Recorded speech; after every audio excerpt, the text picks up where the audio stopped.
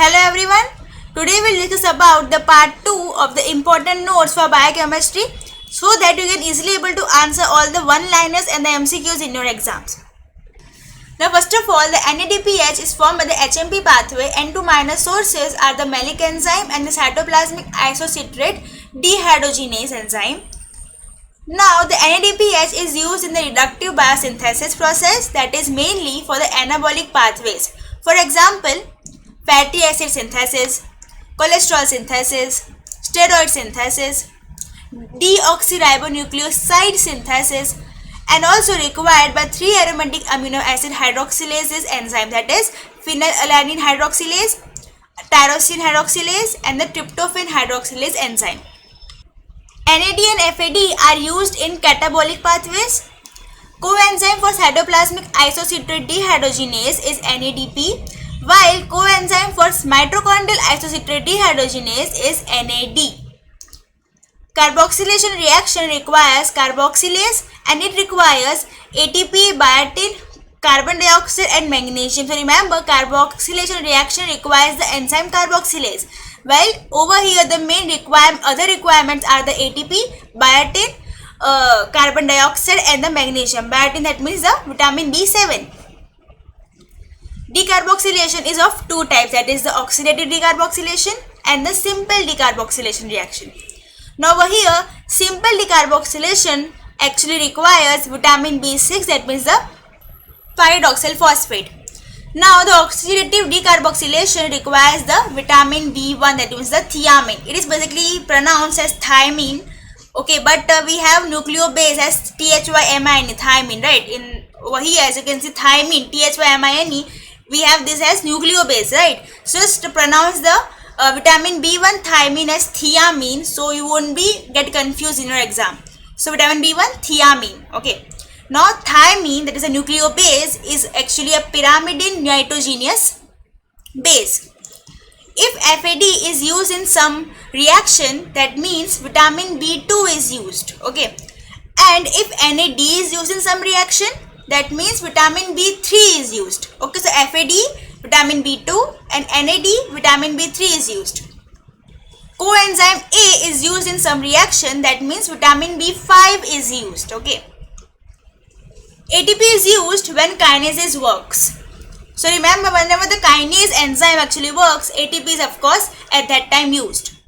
Whenever ATP is used, then remember magnesium is used to stabilize the outgoing phosphate. Manganese can also be used instead of magnesium. For substrate level phosphorylation, enzyme is always a kinase. For oxidative decarboxylation, enzyme is always a dehydrogenase. Few ATPs are derived via the substrate level phosphorylation, while most of the ATPs are derived via oxidative phosphorylation. Cofactor for kinases is the magnesium, but pyruvate kinase requires potassium more than magnesium. Kinase enzyme basically transfers the organic phosphate and belongs to enzyme code number 2, while the phosphorylase transfers the inorganic phosphate and belongs to enzyme code number 2 only, but they basically transfer the inorganic phosphate, while the kinase transfers the organic phosphate. Phosphatase belongs to enzyme code number 3. Excess carbohydrate in the body are converted into fats. A person on fat-free, carbohydrate-rich diet continues to grow obese because of the formation of the endogenous fat, which is transported in the form of the very low-density lipoprotein or VLDL. VLDL transports endogenous fat from the liver to the peripheral tissues. Chylomicrons transfers the exogenous fat from the liver to the peripheral tissues. Atkins diet is low calorie, low carb diet. So what is Atkins diet? That means the low calorie, low carb diet is known as the Atkins diet. Fructose is the most lipogenic sugar. Thermogenic effect of food is also known as the specific dynamic action or the SDA. The SDA is the amount of energy required to digest, absorb, transport and metabolize the food. the SDA or the specific dynamic action is maximum for proteins. Now over here also remember some of the important basic things, that we have two types of cholesterol in our body, that is the good cholesterol and the bad cholesterol.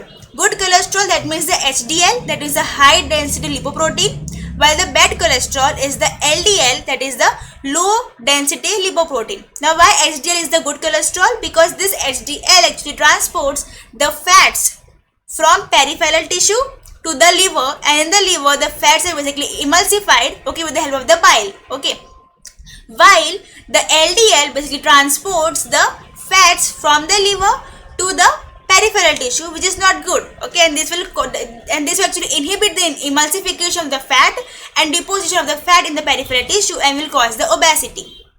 So today up till here we will discuss about the further important notes of the biochemistry in a further video. Thank you so much.